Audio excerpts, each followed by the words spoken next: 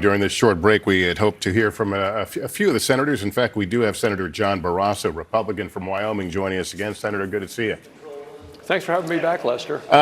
Since there are no fresh witnesses, we are hearing a number of clips, of course, from those congressional hearings, and a lot of them career diplomats or career public servants, Marie Yovanovitch, Ambassador Taylor, David Holmes, Laura Cooper, and so on and so forth. What weight do you give to what they had to say, or do you dismiss what they say entirely? No, we've been listening carefully, and then Adam Schiff, as you know, in the last 15 or so minutes, just gave the exact same speech that he gave last night, saying that the president can't be trusted to do the right thing for America. And when you take a look at what's happened around the country since he's been president, 7 million new jobs. You look at the fact that consumer confidence is at an all-time high. The stock market's at an all-time high.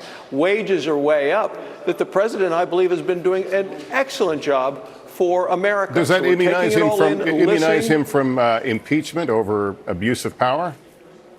Well, we're hearing that argument. The president's going to get a chance tomorrow to make his case for the next couple of days. We're going to have 16 hours of questioning. All I'm suggesting is that Adam Schiff takes this approach that the president will do nothing right for the country, when I believe the president over the last 3 years has done remarkably good things for our country. Senator, when we had you on the other day, you had noted you had heard nothing new in the presentation so far. And I'm curious, back to those clips of were you able to watch the original testimony or read the transcripts from those congressional hearings?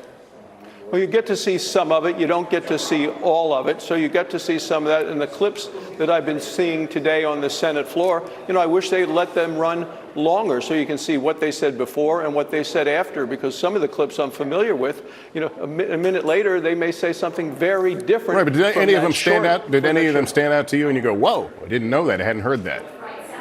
No, not at all, because so many of the clips are ones that have made it to the news, made it to your show, to the nightly news, and made it to some other morning shows. So I think most of the members have seen some of those clips before, but now many of these we've been seeing 6 or 7 times on this kind of the 4th day of listening to the testimony. And what do you expect from the president's lawyers in terms of their presentation? We understand it'll be shorter on Saturday and then pick up perhaps in earnest on Monday and Tuesday.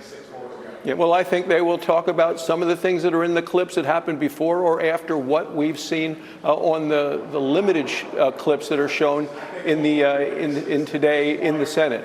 But we're going to continue. We're going to hear the president's defense, which people weren't able to hear in the House. That there wasn't the kind of due process that one would expect, which is why only 1 in 3 Americans think that the House trial the process was fair, and a majority of Americans think that what we are doing in the Senate at this point is fair. So we want to continue to focus that. We're going to have a long discussion, and then we'll decide on witnesses after we have 16 hours of questions. All right, Senator Barrasso, I know it's a very short break. We appreciate you running right out to the camera. We hope to talk to you again very soon, sir. Thanks for having me. And we're